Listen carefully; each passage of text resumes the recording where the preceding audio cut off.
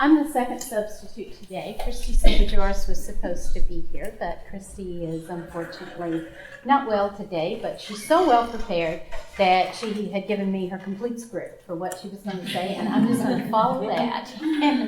But Christie and I worked on this NC Health Info project from its beginning, so I'm pretty familiar with that, and I'll be describing some of her other roles, which I'm not as familiar with.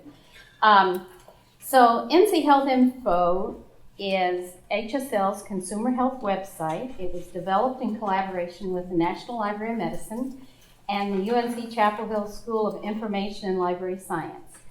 We were funded by NLM and launched in January 2003 as NC Health Info Go Local, a collection of web links to North Carolina health services paired with corresponding information from Medline Plus, the consumer health site maintained by the National Library of Medicine.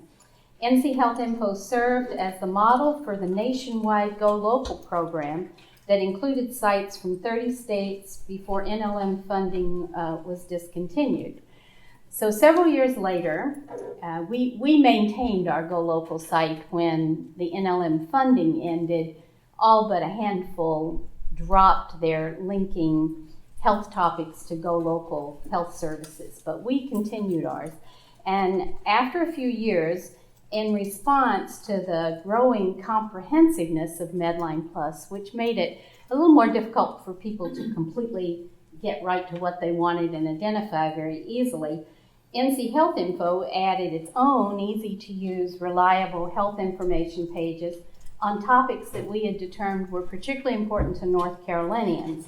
And we have always maintained this site in both English and Spanish in terms of like the navigation of the site and the labeling of the site. NC Health Info has continued to be responsive to technology developments and the public's changing health information needs. We just released another new version a few months ago, this time adding new features and info on topics that are hard to find.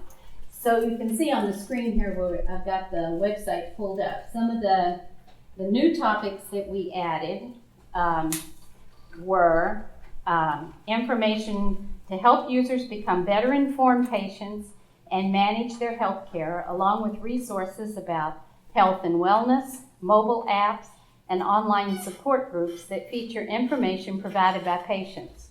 We also link to information about researching illnesses, choosing a doctor, understanding medical research, evaluating health information, health care, and insurance. These new sections are designed to help consumers and patients navigate the increasingly complex healthcare system. We know folks are looking for this kind of information, and it isn't typically covered in other consumer health websites.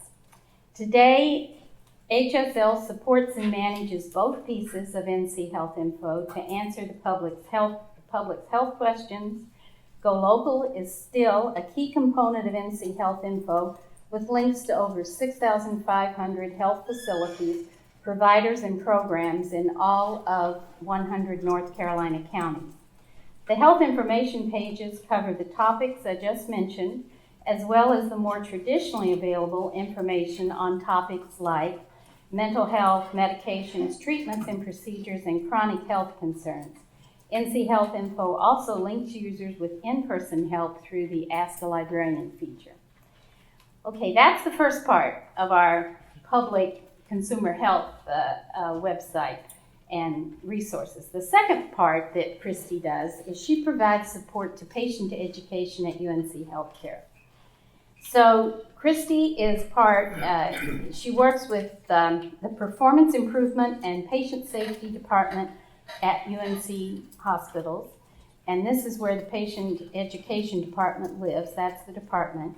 And Christie serves as the co-chair of the Patient Education Committee for UNC Healthcare.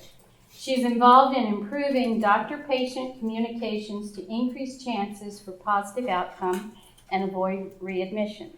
She teaches health literacy concepts and best practices, as well as effective communication techniques at all new nurse orientation sessions, department-level skills fairs, and other continuing education opportunities for providers.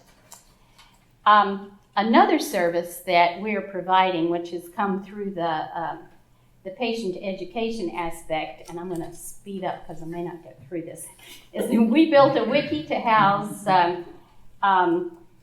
those homegrown health information documents that are created by UNC healthcare providers. And we have created this wiki, they deposit their resources into the wiki, and these are being evaluated against what HealthWise is presenting through Epic to see if which document UNC healthcare providers want to continue to offer. Now, this is a very big problem in the healthcare with healthcare providers because they may like their own health program better than what HealthWise is providing, and they're coming up with ways of evaluating the two documents and deciding when they need to make sure something gets added to HealthWise. And I could tell you more about that, but I'm out of time. Thank you.